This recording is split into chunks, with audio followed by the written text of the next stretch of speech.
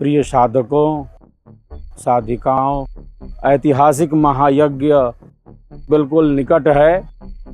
स्वर्वेद महामंदिर धाम के समीप यज्ञ स्थल पर ही मौजूद हूँ। आप देख रहे हैं यज्ञ कुंडों का निर्माण प्रारंभ है। लगभग 17,000 यज्ञ कुंड बनाए जा चुके हैं, जहाँ लाखों साधक साधिकाएं, यज्ञ प्रेमी भाई बहन सबके कल्याण के निमित्त वेदध्वनि के बीच आहुतियों को प्रदान करने वाले हैं। यह महायज्ञ भव्य से भव्य हो, दिव्य से दिव्य हो, इसके लिए सभी सेवक सेविकागण निरंतर सेवा कार्य में संलग्न हैं। यज्ञ ही तो हमारी भारतीय संस्कृति का प्राण है, वैदिक धर्म का सार है। विविध प्रकार के यज्ञों का आयोजन होता रहा है हमारी इस भारतीय संस्कृति में। बाल्यकाल में भगवान राम स्वयं यज्ञ की रक्षा के लिए महर्षि विश्वामित्र के आश्रम में जाते हैं। तो यज्ञ देव पूजा है, संगतिकरण है, दान है, कर्तव्य एवं दायित्व का बोध है। जिस प्रकार ईश्वर की अनंत शक्तियाँ हमारी सेवा में लगी हुई हैं, हमें सब कुछ प्राप्त हो रहा है। यज्ञ हवन के माध्यम से हम ईश्वर की अनंत शक्तियों के प्रति कृतज्ञ होते हैं, हम कृतज्ञता ज्ञापित करते हैं। इदं न मम, यह मेरा नहीं है, सब कुछ उसी का है, उसी ने दिया है। वस्तुतः यह शरीर भी हमारा है नहीं, हमें मिला जरूर है। मैं प्रायः कहता रहता हूँ, यदि ये शरीर हमारा रहता तो हम इसे लेकर चले जाते। हम माँ के गर्भ से इस शरीर को लेकर तो आ गए हैं, किंतु लेकर जा नहीं सकते। इदं न मम, यह मेरा नहीं है। यह जो त्याग भावना है, यह जो समर्पण भावना है, यही यज्ञ भाव है। यज्ञ से हमारी भौतिक कामनाओं की भी सिद्धि होती है।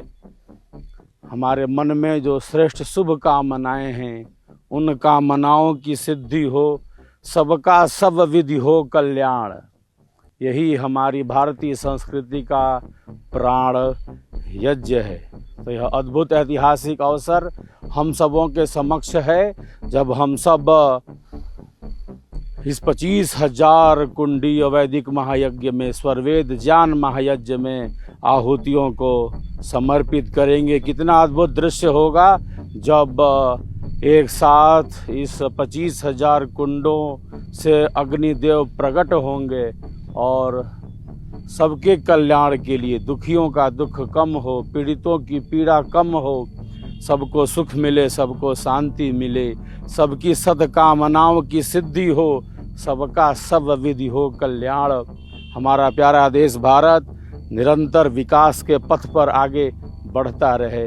इन्हीं मंगल भावों के साथ हम सब वैदिक महायज्ञ में आहुतियों को समर्पित करेंगे।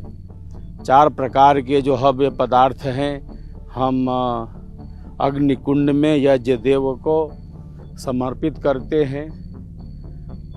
सुगंधित पदार्थ होते हैं, पुष्टिदायक होते हैं, रोगनाशक होते हैं, आरोग्यवर्धक और मिष्ठान्न। यही 4 प्रकार के जो पदार्थ हैं, हम यज्ञ कुंड में अग्निदेव को समर्पित करते हैं। अग्नि में डाला गया कोई पदार्थ नष्ट नहीं होता। भौतिक विज्ञान का स्पष्ट नियम है, कोई भी वस्तु तत्वतः नष्ट नहीं होती, वो रूपांतरित होती है, वह सूक्ष्म होती है और सूक्ष्म होकर अनंत गुना फल को प्रदान करती है। तो यज्ञ मात्र एक भौतिक कर्मकांड नहीं है, यह एक आध्यात्मिक अनुष्ठान है, इसके पीछे विज्ञान है। तो आप देख पा रहे हैं कि 17,000 से भी ज़्यादा यज्ञ कुंड बनाए जा चुके हैं और 2-3 दिनों में ही 25,000 यज्ञ कुंड निर्मित हो जाएंगे। इस बार जो घृत यज्ञ में प्रयुक्त होगा, वह जो घी है और भारतीय वेद लक्षणा गाय का शुद्ध बिलोना घी है, जो मेरे निर्देश पर पथमेड़ा राजस्थान की गौशाला से, गोधाम से मंगाया गया है। लगभग 65 क्विंटल ये घी है, घृत है, जो पैक किया जा रहा है। यज्ञ में वही शुद्ध बिलोना घी जो भारतीय वेद लक्षणा गाय का है, वही घी प्रयुक्त होगा।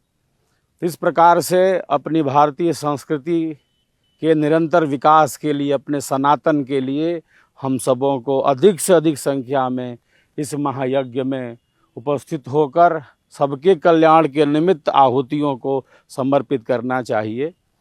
यज्ञ कुंड के समीप वृद्ध जनों के लिए, रोगी जनों के लिए कुर्सी इत्यादि की भी व्यवस्था मेरे निर्देश पर रहेगी इस बार, ताकि वे कुर्सी इत्यादि पर बैठकर भी आहुतियों को समर्पित करेंगे। जो शारीरिक रोगों से ग्रस्त हैं उनके लिए भी, या अधिक आयु वाले जो हमारे वरिष्ठ जन हैं, उन सब की सुविधा का ध्यान में रखते हुए कुर्सी इत्यादि की भी व्यवस्था रहेगी प्रत्येक ब्लॉक में। तो यह महायज्ञ बिल्कुल समीप से समीप है। हजारों भाई बहन इस ईश्वरीय कार्य को, इस गुरुतर कार्य को भव्य से भव्य और दिव्य से दिव्य मनाने के लिए सेवारत हैं।